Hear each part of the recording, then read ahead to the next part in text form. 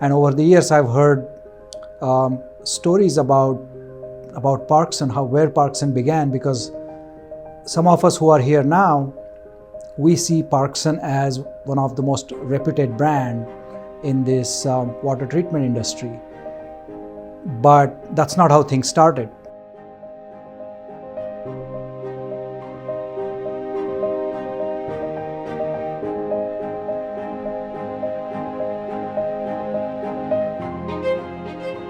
It was originally started as a company called Parkson Industrial Equipment Company.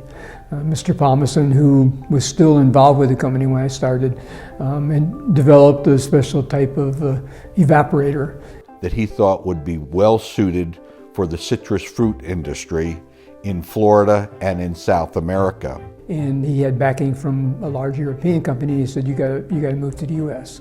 And he said, okay, and his wife said no. And so he said, I'll go wherever you want to go. Parkson asked his wife, where should they start the business? Where should they locate it? And she was the one that picked Fort Lauderdale.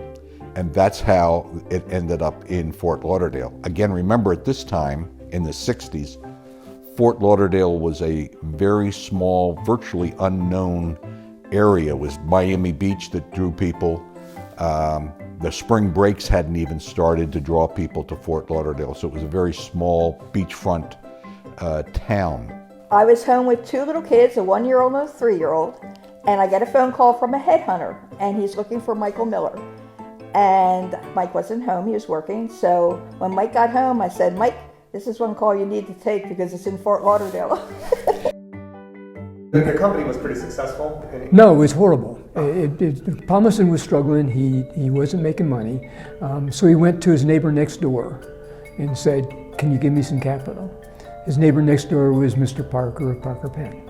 And so he said yes, and they changed the name then to Parkson Industrial Equipment Company to get Parker and Parkson.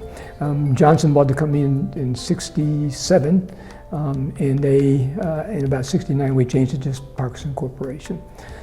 Our first product was just an evaporator. Basically was not sustainable. As it turned out, the evaporators and dryers were not suited for the citrus market and therefore really was a no-go. If Axel Johnson hadn't nurtured us and incubated us, we'd have gone out of business because it was, we were losing money. The Parkson office was literally right next to a railroad track, was a very old building that can best be described as an elongated gas station. The men's bathroom, you physically had to go outside and walk around to the back like you would find in many of the older gas stations at the time. The roof was old and it was a flat roof in Florida, and so we had a series of gutters inside the room upstairs, which was the drafting room. So this is back when you did drafting on paper, not on a computer. So to protect the drawing that somebody just spent 10 hours on, we had gutters that channeled the water outside.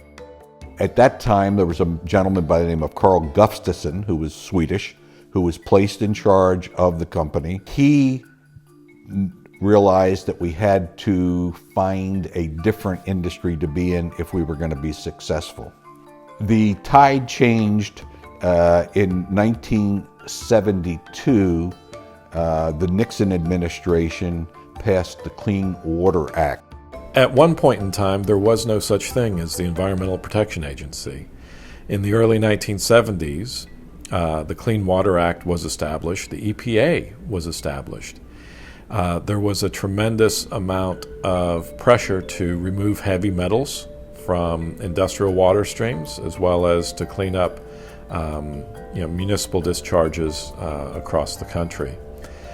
In doing so, there's one thing to create regulations, and there's another element that is funding. In addition to coming up with numerous laws to prevent the contamination of these waterways, they also gave billions of dollars to both the public and the private sector to meet the requirements of these regulations. Carl Gustafsson went out and hired a gentleman by the name of Parks Souther to head up the environmental division, which had no products whatsoever. They learned about this research institute in Sweden, which was incidentally owned by one of the trusts of Axel Johnson Group.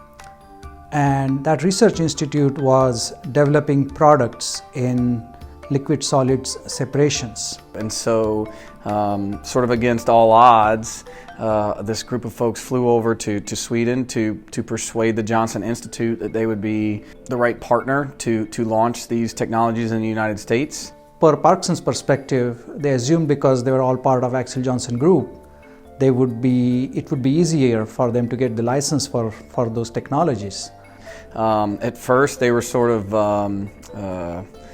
laughed off because they simply didn't have the size scale that the Johnson family thought was necessary to launch these great new technologies in the U.S. Parkson was so small and had such a horrible looking future that Axel Johnson turned down Parkson, even though it was a sister company, at least 3 separate occasions when we tried to license the technology. And so they viewed us as being some people that would be capable of handling the setup and the pilot testing of this, setting up equipment so that prospective licensors could come and see the thing in operation. Axel Johnson went around the U.S. and reached out to various companies like Envirotech and others that were the players in those days trying to license this technology, and none of them were interested because it was so different from the conventional way of treating wastewaters, clarifying wastewaters in America, that they all turned them down. As others, as no one else stepped up to the plate to take on this challenge, Parkson was left standing and got the opportunity to launch what at the time was called the lamella separator. You can say reluctantly they agreed to license the product to Parkson team, however, at a very hefty price. But Parkson took that as a challenge because that was their way of entering into this new market. That set the tone for the type of company Parkson was. We were small. We all had to do our jobs, and we depended on everybody to do their jobs. And when something needed to be done, we were willing to jump off of what we were doing to help somebody else. For instance, when this major equipment was shipped, I would go out and be a painter. Our engineering manager would be running copper tubing. I mean, you would do whatever we needed to do to get the job done. And that was really the beginning of Parkson. It was only because a number of no's by other people led to a yes at Parkson. Probably the hardest sell was not finding markets, but convincing the market that the thing would work. The culture of Parkson drove the success. You have to realize that almost everybody that joined Parkson came from somewhere else in the country. And particularly in the early years, because of how small Parkson was, you had to be willing to take a risk. And most risk takers were in their 20s or 30s. And the culture of Parkson was driven not only by the employees, but the families and wives of the employees. And from the beginning, we were so young when we moved there, and everybody else was coming in at the same time because it was a newly formed company growing. And so we had young people who either had no kids or were starting their families or had little kids just like us. What we did is we kind of latched onto each other and became friendly and would share our lives together. And we'd go to the beach all the time. Oh my goodness, we'd always go to the beach, a big group of us. And then we weren't done playing and having fun, so we'd go to somebody's pool and play in the pool together. I mean, it was crazy. We just always wanted to be together. And as new people came in, they joined us, and some people left, but it was so wonderful. It really was. It filled a real void in all of us. When I read about the beginnings of what Parkson is, I find it incredibly fascinating. here you have this group working out of sort of a converted gas station in Fort Lauderdale, and they recognize that the end is near, and yet they also know that through recent ownership changes, they may have access to some breakthrough technologies that are being generated or created in Sweden. And so they really had no business fighting for those products, but sort of out of a need for survival, they make the trip to Sweden. They're quickly shot down, and it would have been easy for them to say, this is the end. And we gave it a shot, and the opportunity simply wasn't there. But they were relentless, and lo and behold, their persistence paid off. These folks at Parkson were willing to take that risk, and they were rewarded handsomely for that persistence, because as we know, those early technologies that are now over 60 years old are still some of the top sellers in Parkson's portfolio.